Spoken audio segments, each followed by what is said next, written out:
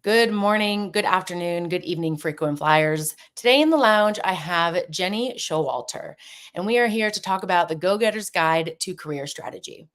The quote that came to mind as I was putting the show together was, "If you can dream it, you can do it." And that's by Walt Disney. Jenny is no stranger to business aviation. She grew up around this amazing industry and she still forged her own path ahead. We are more than just what we do every single day for our jobs, and being really intentional with how we make choices are going to help us boost our careers and often in ways we didn't think were possible. Jenny, I'm so excited to have you on the show with me today. Sarah, I am so excited to be here with you too. And I don't think you know this, but when you picked the Walt Disney quote to start this show with or to promote it, I was actually a Walt Disney World dreamer and doer when I was in 8th grade. How ironic is that? But I grew up here in Orlando in the home of Walt Disney World. And that was something that my teachers bestowed upon me, a dreamer and doer. So I just found that so fitting when you use that.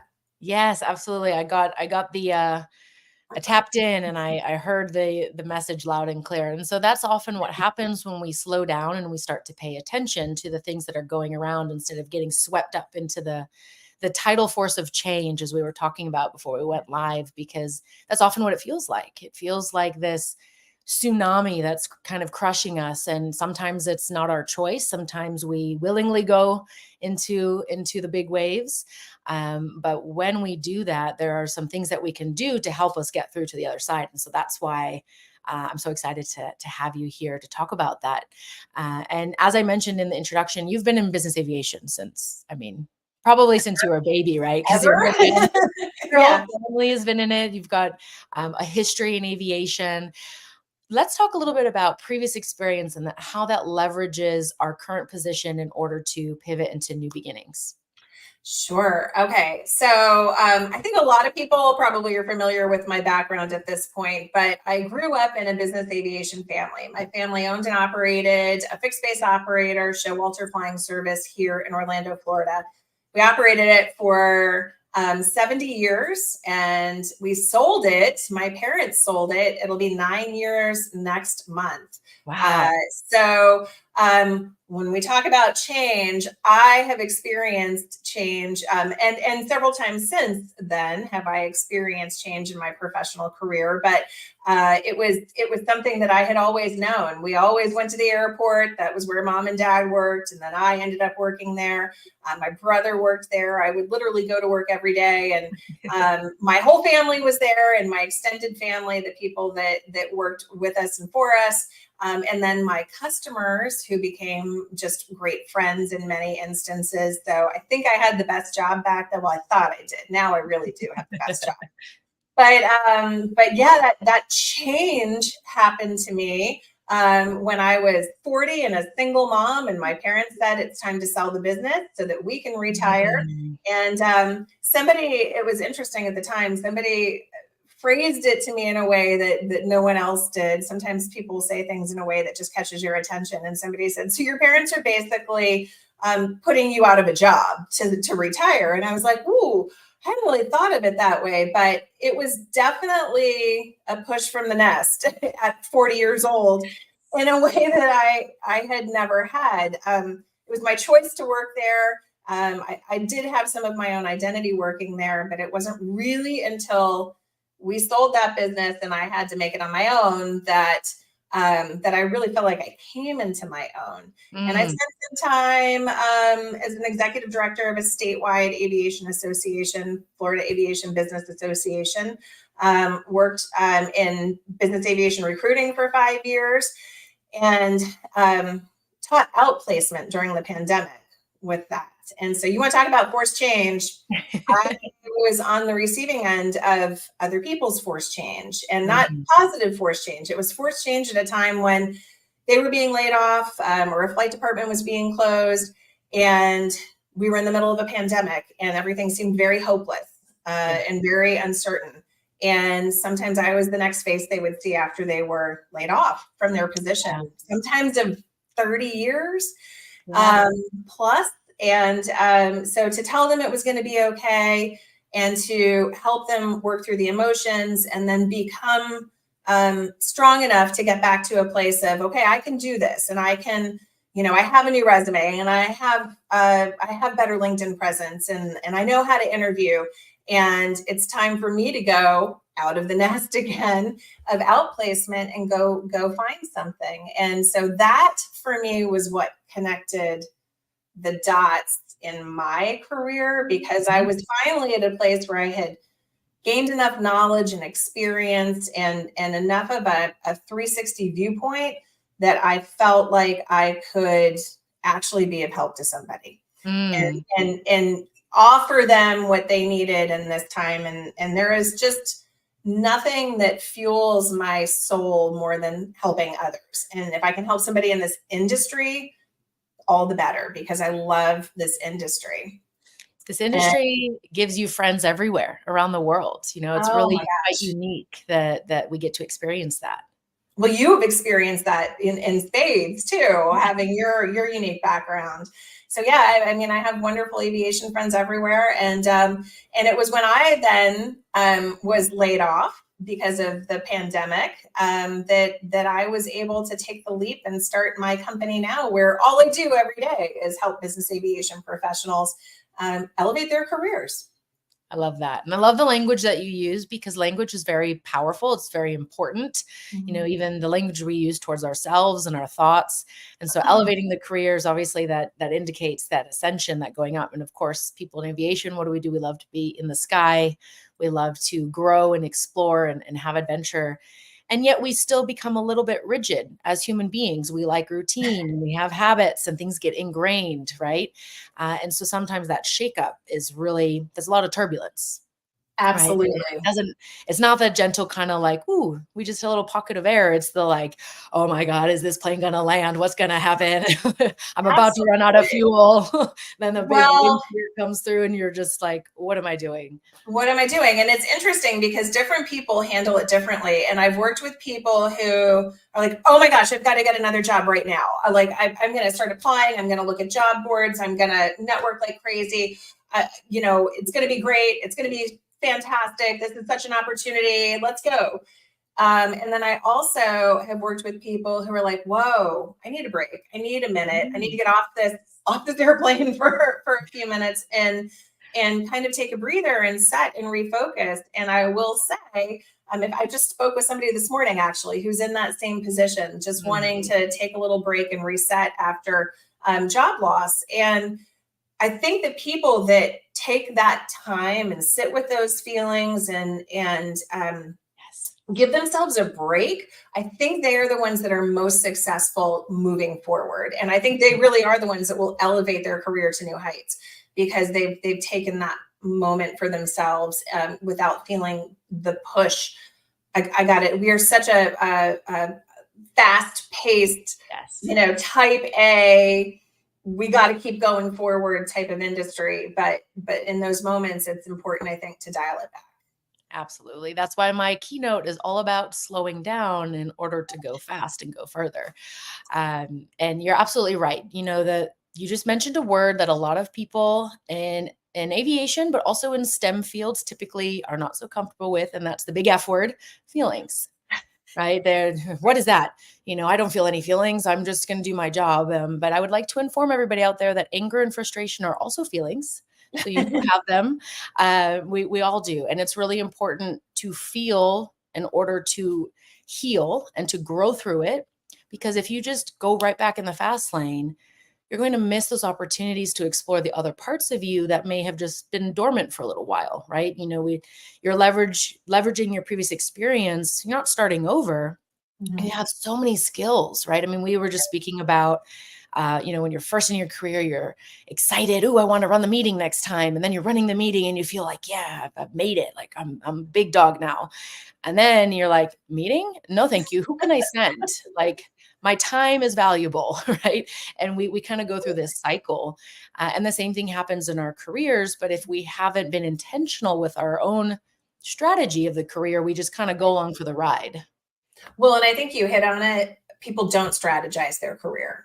Yes. They just move forward. And And when you talk about feelings, I mean, I'm the girl that has made her career in business aviation out of touchy-feely feelings and soft skill things. That's more my field. I'm in this STEM, very technical field. Pilots with checklists. I always say there's no checklist for life. I'm married to a pilot. My dad and my brother are pilots. I love them all. There's no checklist for life. And so strategizing a career is something that's really important. And a lot of people don't do it, and they don't find out until something gets in their way, some roadblock, speed bump, or even a wall hits them. And, I'm pretty active on LinkedIn, and I love to do LinkedIn polls. I find such good information out with LinkedIn polls. And a couple of weeks ago, I did one, and on average, and just in the workforce in general, 40% of workers will encounter a layoff at some point during their career. So I asked business aviation folks, I had about 100 respondents, how many of you have had a layoff? How many of you have not had a layoff? How many of you fear layoff? And I was blown away that in business aviation, 61% of people said they had had a layoff. That is 21% above the national average for that figure. So we are in the most wonderful, but also very volatile industry. And so to not take the time to strategize career, I think, is something that, like I said, I've been on the receiving end of people who have no path forward for themselves. And that's not a good feeling. So you've got to give it some care and some feeding along the way. And may I suggest the first of the year coming up is a great time to do that. Yes. And, you said something earlier, but to what you just mentioned about the care and the feeding along the way, this is not a sprint, right? Your career is not just a series of short sprints. You want to think of it like an ultra marathon, right? If you're running a 100-kilometer race, there are stops along the way to make sure there's support teams, that there's food, that there's water, right? That's like a day of activity. So of course there's, some points where you're going to be walking or resting. It's not about going at the same speed all the time. But of course, most of us aviators, we like to be like in the fighter jet and like go at the speed of sound and like, let me just go as fast as I can. It's exciting. And then we run out of fuel and we burn out. That is so true. And, that reminds me also, just the mental health crisis that we have in our industry. It is tremendous. And I've seen it. You've seen it. We all know people in this industry that have struggled with it. But you are so right. We are in this top performing field, and it's really hard for people to dial it back, because you just always have to be on. And, I tell this story, my husband, I'll pick on him, but he's kind enough to let me. He had a couple of years ago, his father was diagnosed with cancer, and we'd been to many appointments and nothing, it was all, nobody had said what the prognosis was or where we were going with this yet. And he took him to an appointment that we thought was just like all the others. And that was the appointment where they said that, this isn't good. And he's not going to have a lot of time. And unfortunately, my husband had to leave that appointment, take his dad back home, pack his suitcase, and go on a flight. And he's part of a 2-pilot flight department, which is very common in our industry. Very And me being his wife, but also me being someone in business aviation, I was able to say to him, is this your leg today? Are you left seat? He said, yes. And I said, how about you ask the other pilot if you guys can switch today? Because, I know you have to take the flight, but what can we do to make it safer, better, easier for you? Because I know we're good at switching flips, well, that too, at flipping switches in our industry. I mean, we have that on-off switch, most of us, but that doesn't make it right or okay. And so it's learning how to, I think, speak up and to pivot, as you say, when things aren't going well. But we all have to have somebody else who's keeping an eye on us and caring about us. So we have to care for each other in this just as much. Absolutely. The buddy system works really well, right? We have that when you go scuba diving, you always have your buddy and they're going to be helping you look out for things. They're going to be checking on you. You know, Right. when you go through a course of study, having a study buddy, someone that's going to keep you accountable and just be that source for you to get some support when you need it. That is something you can do. You know, maybe it might be your grandma who's going to come into the background of your podcast, and things that are unexpected, right? And so how do we reach out when those things happen? And now typically it's also a generational thing, right? There's a generation of, you know, just get on with it and suck it up, buttercup, right? Just do the thing. We don't have time for that right now. We just have to survive. And Right. so with each generation, there's a little bit more awareness, more consciousness. We learn new things, we communicate differently. And so, you know, NTSB just had a not a webinar, it was in person, all about mental health. And Mhm. there are new things coming together so that pilots feel this safety to go and ask for help. Because up until now, it's been incentivized to not say anything, which means Absolutely. we repress, we ignore. And obviously, it's very dangerous if you're up in the sky flying and you're not mentally present. You may not respond as quickly to an alarm or to a system failure. You know, that may miss something from tower, right? May mishear something, but it's Sure. also just as important as a dispatcher or as a A parent, mechanic or yeah. marketer, right? You know, you Absolutely. rush to do your email and you're doing a million things at once and you send it out with incorrect information, Yeah. which causes a whole chain series of events, which can lead to a lot of disasters. Absolutely. No, I think being sharp is so important, but then we also need to know when we're not so sharp. I think that's really important. And sometimes it takes, like I said, somebody that we know and love or that we are connected to say, hey, I don't think this is your day. What can Yes. we do? What can we do to take you out of service? To let me do the heavy lifting for you today. Let's figure out another way to make this happen. Yes. And it's also a great thing to consider for management companies, for people who are employing, whether it's flight crew, whether it's your mechanic team. You know, yes, there's flight time limitations and there's required duty rest, but it needs to go beyond that because you could be physically rested, but you might be emotionally exhausted. You might be cognitively impaired. You might have behavioral things present because you're not addressing the things that really need your time and attention. And if you're there in body but not there, you know, in mind and spirit, that also can be a safety concern and it can be a quality concern, and it is the fast track to burning out.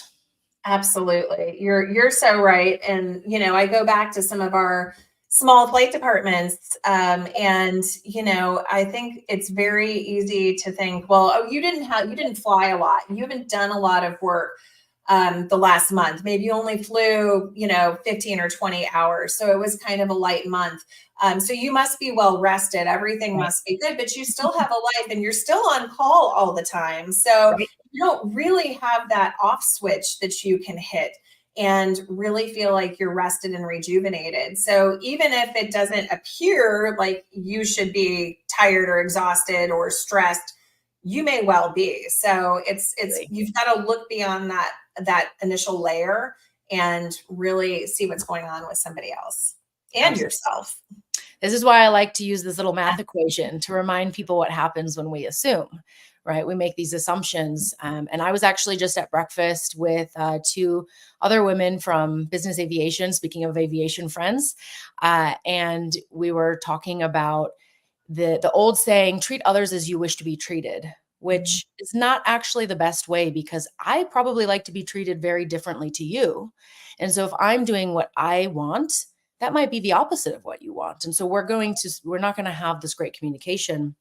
And when we're in a better mental health state, Mhm. physical health state, and for lack of better term, spiritual better state, which just means you're doing things that make you feel alive, right? It's not just all about work. Then you are in a better place to make those decisions, including strategizing about your career. And even if you haven't done it up until now, there's still no, there's the good news. It's, you know, you might have had great experiences up till now. You might have had poor ones.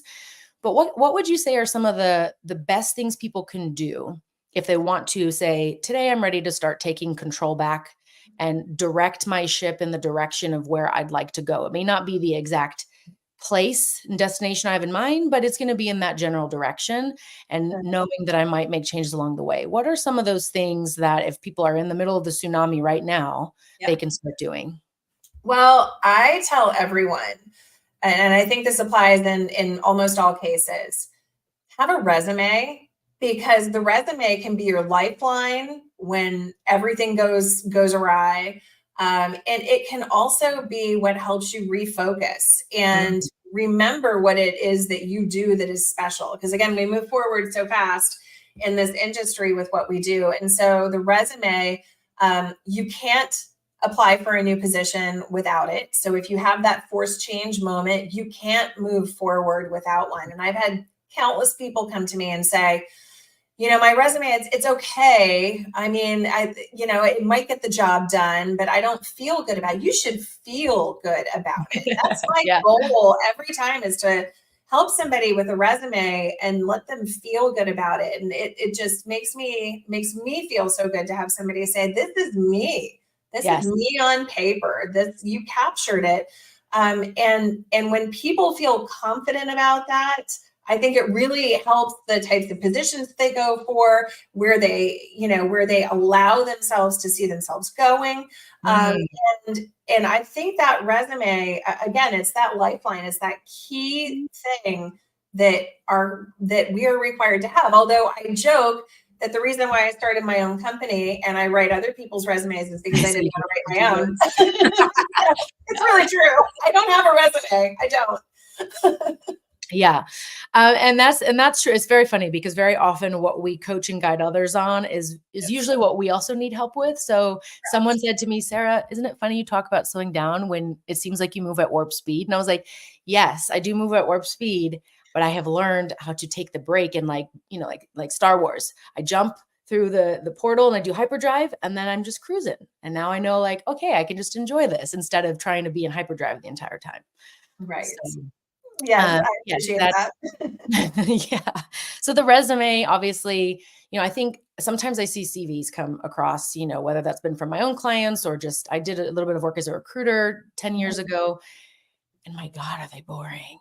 It's just like, what, this is not you. This is like, I'm a robot and I can fly an airplane, or I can do this Excel sheet. It's like, nobody cares about those things. Who are you and what are you bringing to the table? Because personality fit is another thing. I think a lot of times companies don't check for that. And also individuals are they're just like, oh, this job sounds great on paper and look how much money it is. I'm going to apply for that. And then they get there and they realize, this is not what I want. And it might take time before they admit that to themselves. So how do you guide people with the intentionality there on identifying what is something that they may or may not like, and how they can go about regularly reflecting on that? Right. So it's interesting because, part of what I do is I interview my clients, because I want to know what they think. And I ask them to describe their experience. I ask them to describe their personality to me. I ask them how others would describe them. And believe it or not, in this industry of all these outgoing people, there are so many folks that will say, I don't really know. I can't verbalize it. I'm like, oh, come on. Yes, you can. But when I ask them these things, and then it appears in their resume, and they're like, oh, wait, I did tell you that I have these qualities, I have these traits, I have these skills. That's always really, really fantastic. But what's interesting to me is that when I do those interviews, and people tell me what they want, they will tell me, this is what I want. And then in the next breath, they'll say, well, I think I'm going to apply for this job, which is nowhere near what they just told me they wanted. And so I think it's really, actually, I enjoy this piece of holding people accountable and saying, but wait, what does this job have that even remotely resembles what you told me you wanted? Well, not much. Then why are we even spending our time on this? If you really, if you really are clear, and a lot of people are not clear on what they want. No. A lot of people are not. But what is often forgotten is that a lot of jobs. I had somebody earlier this week said, well, I have a sales background. but I might really want to go into project management, but I don't have any experience. And I'm like, well, wait, if you have a sales background, you can manage customers, you can stay on budget, you can follow a path for how your pipeline runs, or whatever it is. But you have many of the skills that are required by project management. So it's taking those transferable skills and it's figuring out, what do I have that will help me get the job that I want? And then the areas that I am maybe not so strong that I know I'll need, how can I show that I'm willing to work for that, learn those skills, and Yes. adapt?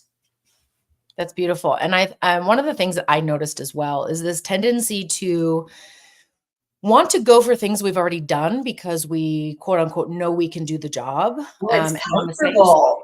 right, It's exactly. It's comfortable. comfortable and there's no risk of failure, but failing is how we grow. And as a hiring manager, you should absolutely not be hiring the person that can already do the job, because guess what? They're going to get bored very fast. Right. And if they can already do the job, they're very likely going to be coming in with some preconceived notions about how it should be done. And you're going to start having conflict on what the company wants and what they've been doing for 20 years at the other company. And now they're bringing that into yours. You Right. want the right attitude. And, as an individual, of course, it's great to be comfortable, but it doesn't keep us there. And so this is why we see people who will jump ship just for higher pay. It's often because they're not getting the other factors, right? The other Mhm. parts that come with what we do for work. It's a large part of our life.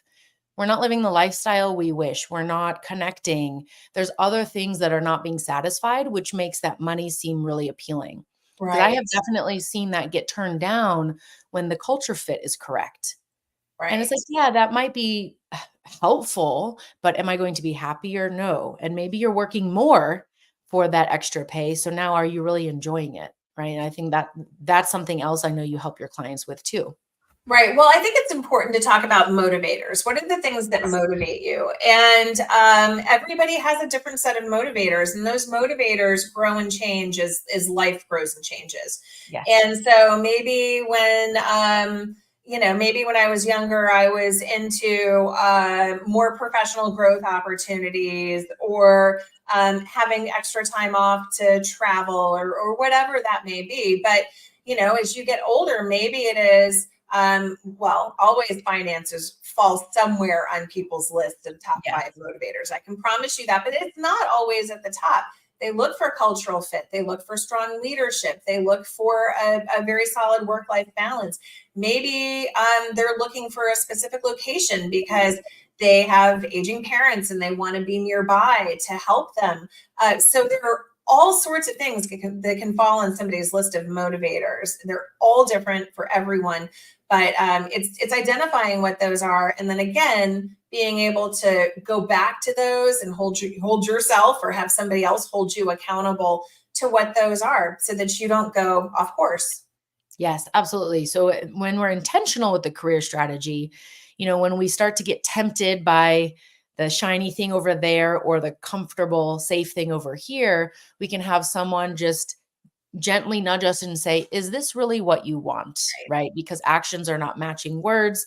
And sometimes we're not even aware of that disconnect. Right. Sure. And the clarity gives you certainty. And when you're certain, you take action instead of procrastinating, and instead of doing your CV, all of a sudden your house needs to be cleaned, right? Or all of a sudden, it's like, oh, I should go garden, and I should Right. do that right now. And we come up Right. with these convenient excuses.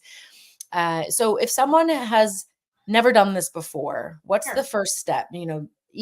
The CV is definitely important. Get to work on that, and they can come to someone like you or hire someone to help if they don't know what to do. What else should they be focusing on? Network, build a network. And it is so important. And your network are people that can hold you accountable to these things. There are people that can do that health checkup when you need it. But your network, the majority of jobs that are new jobs that are obtained through somebody that you know. So Yes.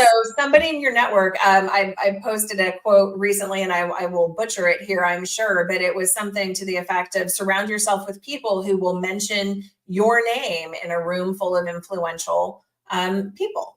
And so you want to be on the tip of someone's tongue. You want people that have your back, people that know you well enough to be able to help you in good times and in bad times. And so networking can be in person events, it can be being involved with local and regional groups, it can be conferences, conventions, but it can also be on LinkedIn. It can be just watching something like this and then reaching out afterwards and kind of Yes. creating that connection. And Sarah, I will say, I think you've done an amazing job of networking, Thank you. especially in the last year or so. You with, coming back to the US and with just like bounding onto the scene, I think. But the amount of people that you've networked with, I mean, I would like to kind of flip the script for a minute and say, what's your secret? What advice do you have in networking that you would give to others, because you've been seemingly so successful with it? Thank you. I am admittedly an extrovert, and I enjoy getting to know people, and really, it's just keeping myself curious. So I'm always curious to learn from others. How did you get from point A to point B? Or you seem to have taken this left turn and gone on this track, and now you're back here. What was that like? What was that about? And so having that curiosity when I meet people has really helped me to connect beyond just oh, this person works somewhere that I want to work, and they have something that I might want to have. When I flip that to being curious about learning about their experience and the journey, that then allows me to take that lens, just like I'm trying on new clothes at a store before I buy them. And I can go, oh, that's interesting. I don't know if that path would be something that I like, but I might give it a go. And, realizing I don't have to do it forever, and just asking a lot of questions. That's actually why I started the podcast, because I wanted to ask questions of other people. And, whether they're someone I met online or I met at a conference, I just wanted to share that, and that energy, like when we're lit up about something that we're talking about, whether that's work related or not, that's attractive.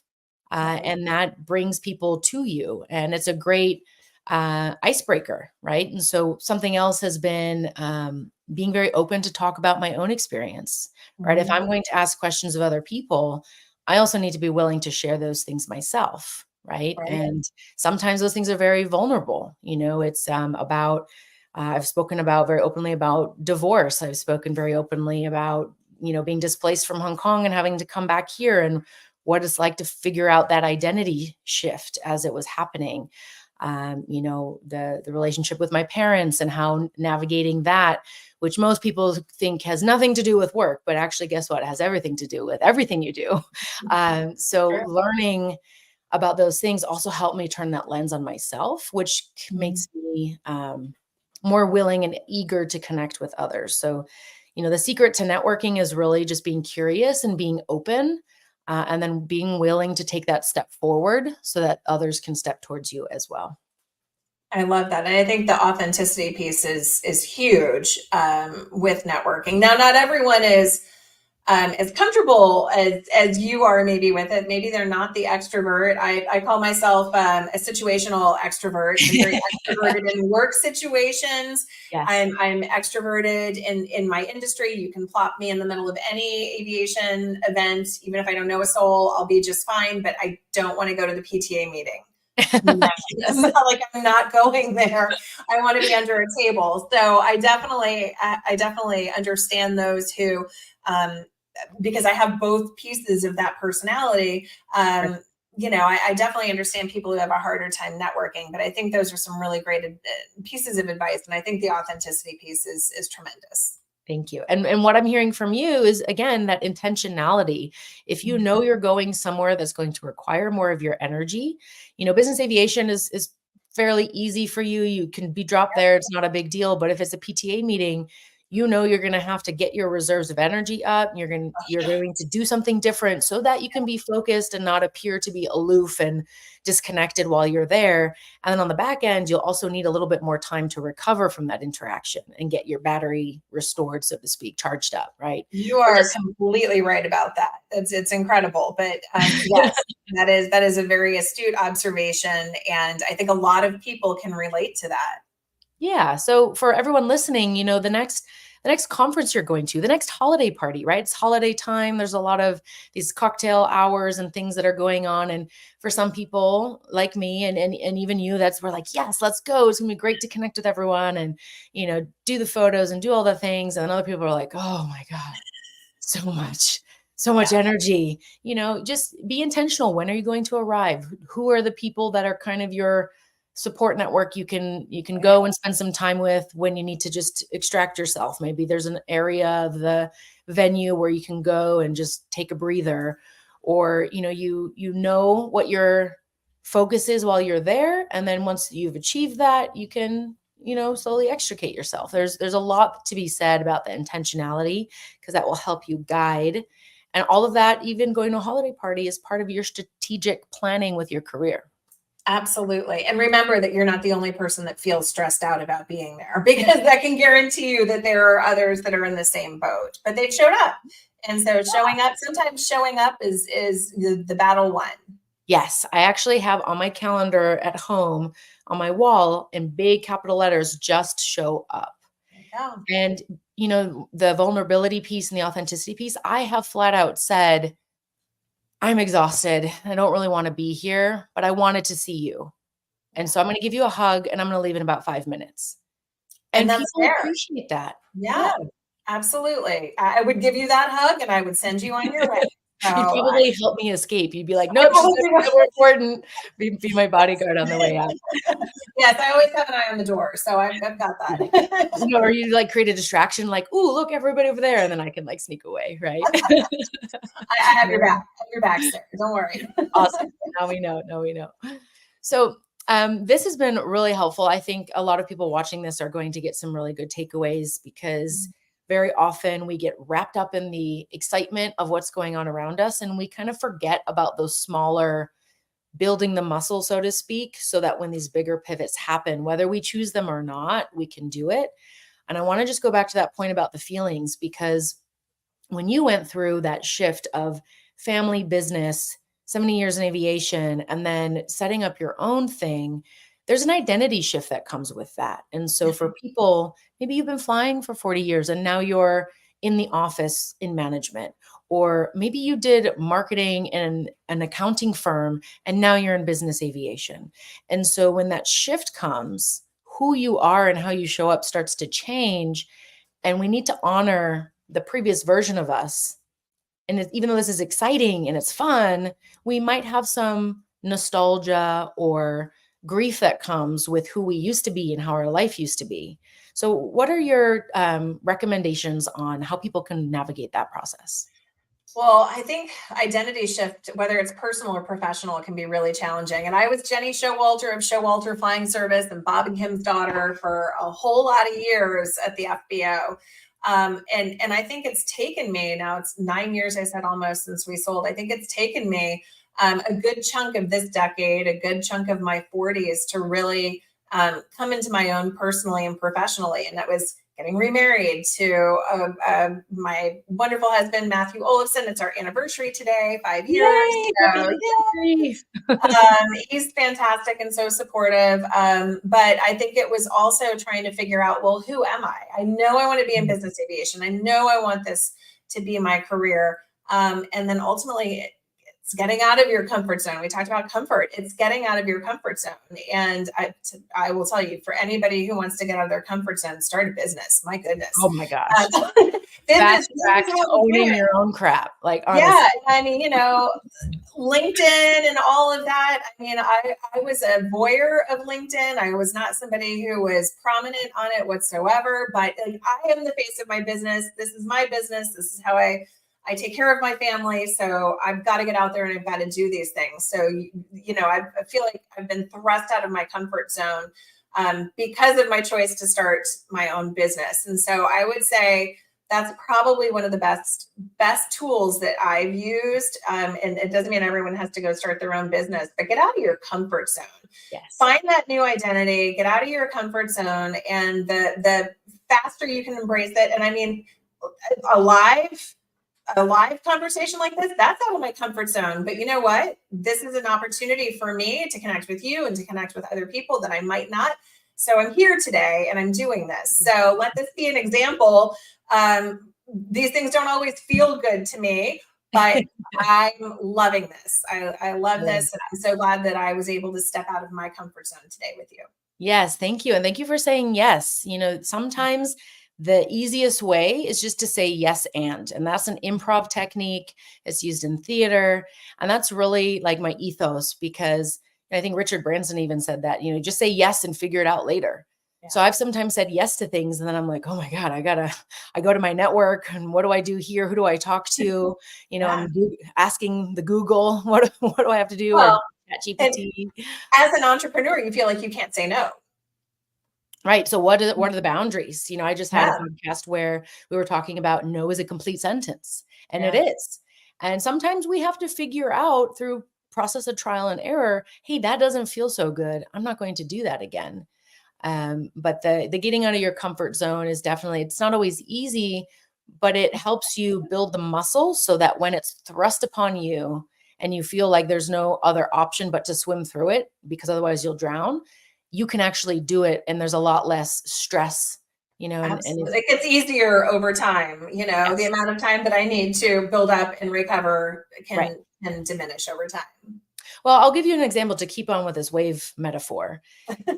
I went and I did surfing lessons last December when I was on a trip with my partner. And, you know, I remember sitting on the beach at one point, like exhausted. I was like, my God. And then I was like, Sarah, do not fight the water. You cannot win.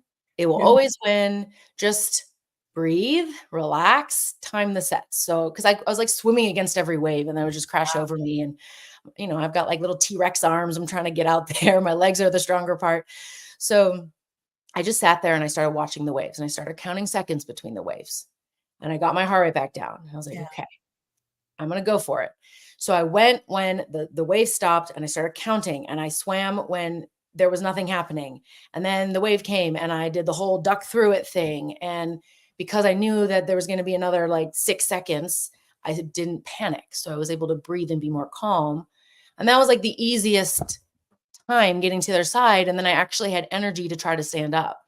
And it was so exhilarating. But that is literally what happens in life. If you do not learn how to build your awareness and time the sets of the wave, then every time they crash on you, it's like the end of the world. Yeah. So it's just building the muscle. And that's all. Well, That's and you were using your own strategy to calm yourself down in a situation that, you know, you might have felt very out of control had you not timed it well. So to calm yourself, that's a huge skill and technique that I think we all need to figure out what works best for us. absolutely. Because the same thing's going to happen when you're in that cockpit and a light goes off or there's a warning and it's the first time you've ever experienced it. Instead of freezing or, you know, going into this rushing mode, which will cause more mistakes, you're able to assess and analyze and then be intentional with your choices. Your child is doing something that you don't want them to do and they've really triggered you. Instead of just reacting and exploding with anger, you can, you know, count yourself off the ledge, so to speak, and then help them navigate their challenge too, right? Because we're all going through it. And so modeling that will also help the people around you. And the more you practice it, the easier it becomes. I couldn't agree more. Amazing. All right. So one thing I do want to talk about also with being intentional with career strategy is making sure that there is a succession plan, right? It's not just about us going forward, and forward does not mean like the same direction. It can change, it can pivot. But we need to make sure that people, whether they're the next generation and they're younger than us, or they're just the next generation of people in the industry, how they can then learn and grow and be in this space, take that job that you've had so that you can go to the next thing. And so mentorship is really, really important. And I know you do a lot of work in this area. Can you tell us a little bit more about that and how you got started? Sure. Well, I love mentorship, and I think that most people I talk to can credit a mentor in their career. Yes. That's something that I talk about often with my clients, and most people can very clearly identify who their mentor was or several mentors, and many of them it just naturally comes up in conversation. Oh, well, my mentor. Yes. But I think it's really important that we're making a concerted effort to turn around and be that mentor to somebody else. And so I've always enjoyed that role. And I think I just kind of gravitated towards it naturally because of my family's business, and because Yeah. we had over the course of 70 years, I mean, you try to think of the number of employees that walked through our front doors. I mean, I can't even count, thousands. And so we just found ourselves in that role for folks quite often who were in a maybe beginning level of their career and wanting to move up. But where I have found as my life is in career have unfolded, where I have found myself to focus most of my time is here in Central Florida. My husband and I and a couple other friends in the industry started the Central Florida Business Aviation Association. We're about 4.5 years old now. And we have decided that workforce is our biggest mission. And to do that, we have this Business Aviation Day, which is a large workforce-driven event for high school students and college students who are already kind of on that aviation path, but might not have had an introduction to business aviation, because we find that that is very common. That is very common. They're at Embry-Riddle, they're at FIT, they're at Purdue or UND or wherever they are, but they have an airline track mentality. And so we try to capture those who are interested in aviation and bring them to the airport. And we offer them wonderful speakers. Sarah is going to be speaking on March 1st to our group, which is so exciting. Very exciting. And we have vendors who come and they're looking for internships. They are interns. They're looking for new employees. We've had people actually hired at our event. We give everyone a free headshot, which is incredible. That is such a great thing. That's so I see everyone's LinkedIn updated with a new headshot. We bring business aviation aircraft there so they can touch and feel them. So it's a real intensive day where we bring people to the airport, students, educators, and then our industry professionals, and we just highlight the very best of business aviation. I love that. That free headshot idea, I just made a note for myself because that is phenomenal. LinkedIn has changed from when it was first here, right? But it is a lot more, selfies are on there, different types of photos, but having that first impression on your profile, that should be a professional photo, should be bright. People should be able to see your face, your eyes, you don't want that photo to be with other people. Those kind of photos are more for your personal profile. You are preaching my headshot message for sure. You've got that one exactly right. I love that you guys do that. Because a lot of times you don't know those things. And, if you've never had to look for a job before, speaking of people in the tsunami, you wouldn't even, that's not something that you think of. You wouldn't even know. But then also industry professionals, you can come and get your headshot done that day too. So, I mean, it's open to everybody. It's really just a workforce career fair, wonderful networking opportunity with a lot of educational components as well. So it's a great day, and I'm so excited you'll be there, and I hope others will come too. We're looking for more vendors and sponsors and folks in the industry to be involved to showcase our fantastic industry that we have. Yes, absolutely. And thank you so much for inviting me. It's been so fun to work with Matthew and to be coming to give a talk, a keynote there. And at the same time, I'm going to be not only mentoring in my talk, but I'll be menteed because South Texas Business Aviation Association is newer. And we want to host business aviation days. And so we're actually looking to the CFBAA as something to emulate and to model and learn from. And so this is just a beautiful example of how no matter where you're at in your career or what level experience you have in a thing, there is still something else that you can learn from. And so every opportunity, this helps with your networking. What can you offer? What can you be of service with? And what can you take away and bring back to your team, your family, your personal life? Well, absolutely. And, I'm so thrilled that you're going to come and have the lens of the South Texas group on our event and how you all can turn that event into something in your region as well. And that's what it's all about. It's, we don't own the idea of Business Aviation Day. We want these to be everywhere. We want groups to be putting these on because the more people we can reach, the better for our industry. Yes. Which is so special. And so I hope that you'll learn some great things and take those back home with you. But then I'm sure we'll learn from your group as well. Yes, absolutely. And when we all grow the pie together, there's more pie for everybody. And it Correct. gets to be more fun, right? It's not a zero-sum game. It is, No. how do we make this a place that not only do we want to stay around for, but people coming in want to stay? Because with some of the way things have been run traditionally, and then that cycle of burnout and overwork and just constant that's a lot of stress on your nervous system. There's a lot of people who, especially through COVID, whether that was a forced change or a decision to leave, they didn't come back, Right. right? Or they've experienced a major health issue, and it doesn't have to be that way. And so I'm really excited. I always love the energy of young students as well, because I feel like I can capture some of that back in my own experience. And so it's just such a beautiful way to gain new perspective. So thank you again for inviting me. And I'm so excited to be there. And Matthew and I have been talking about doing a special edition of the lounge as well, and doing a live panel podcast at the event. So everyone mark your calendars for March 1st. We're going to release the time a little bit later, but I think that's going to be really fun also. Oh yeah, that's so exciting. And I forgot to say, I'm going to be reviewing resumes there too. So bring your Yes. resume. So if you are in Orlando on March 1st, or even if you're not, you can make yourself available and get yourself there. Free headshots, interview, and interview assistance, I'm sure is just going to happen through course of conversation. But Yes. reviewing of the resume, if that's something that you haven't touched with a 10-foot pole, you now will have an opportunity to do that. So I definitely encourage that.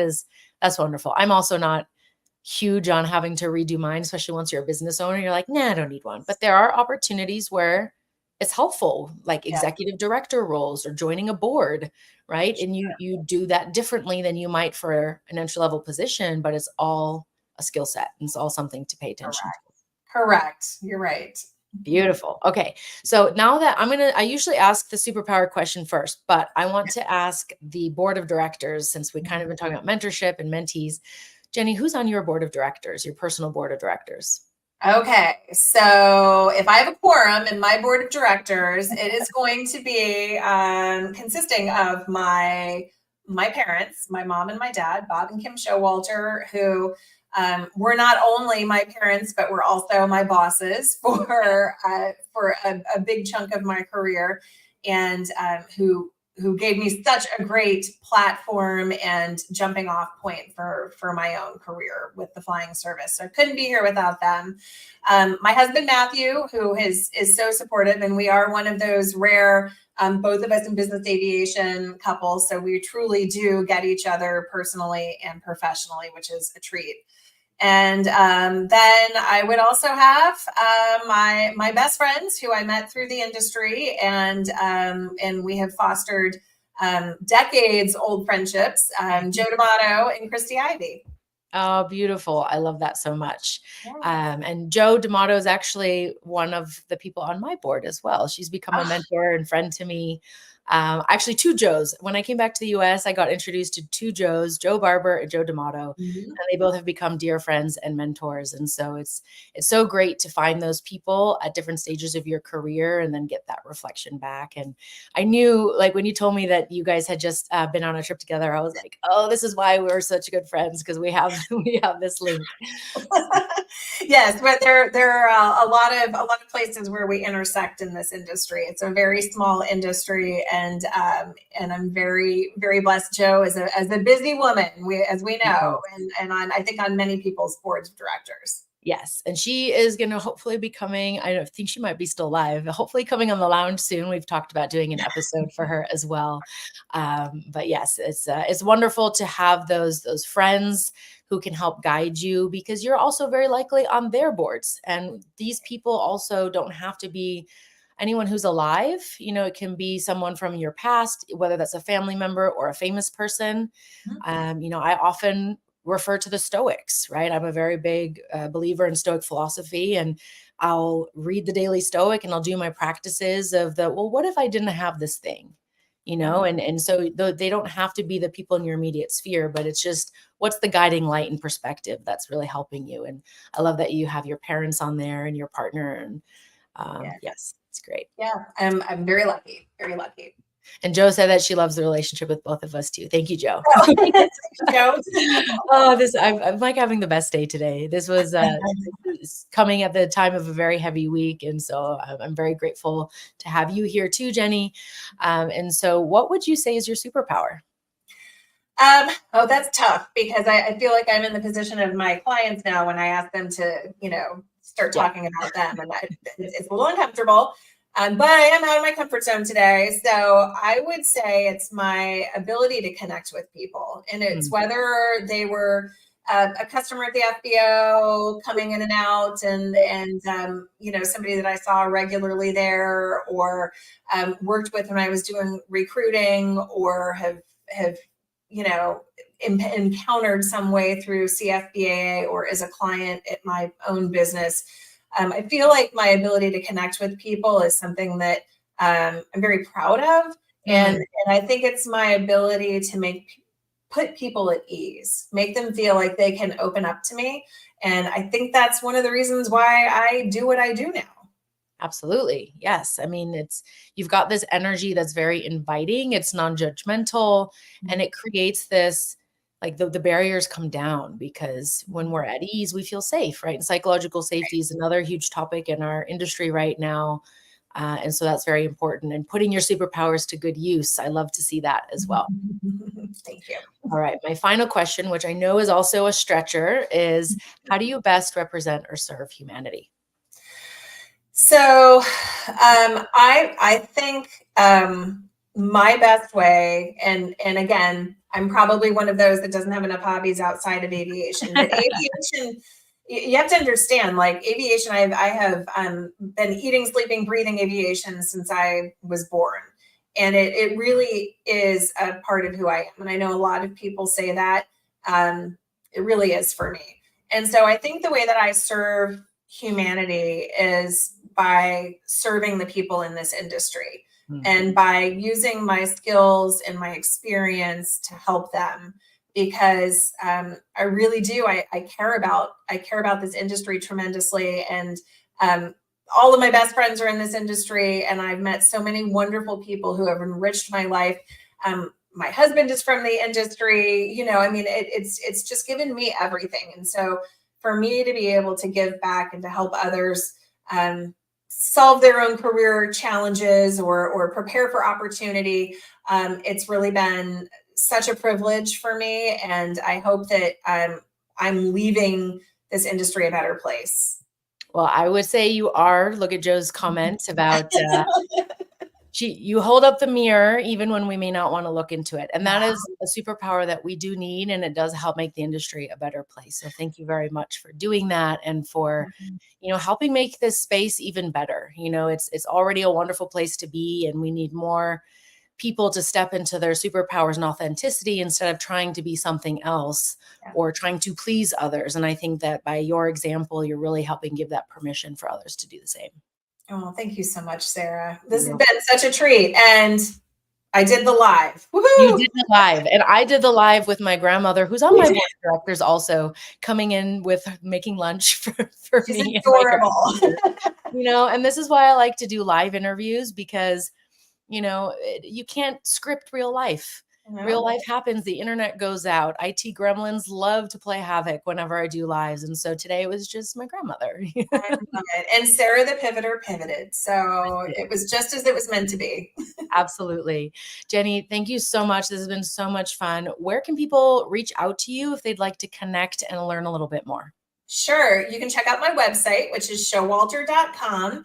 I'm also on LinkedIn often, and feel free to sign up for a 15-minute phone call. I offer a free 15-minute phone call option to anyone. You'll find that on my website, and I'd love to connect.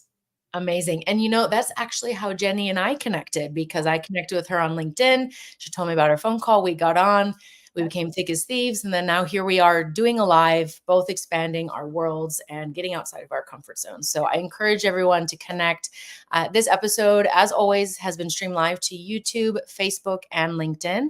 You can go ahead and send the link to your friends, watch the replay, and just tag us in the comments whenever you watch it, and send us your questions. We'd be happy to get back to you. Excellent. Thank you so much, Sarah. This has been so fun. Thank you, Jenny. I had a great time, and we'll see you very soon in Florida. I'm going to see you next Friday, actually. Yes, I'll see you Friday. All right. Thank you, everyone. Have a great weekend. We will see you soon.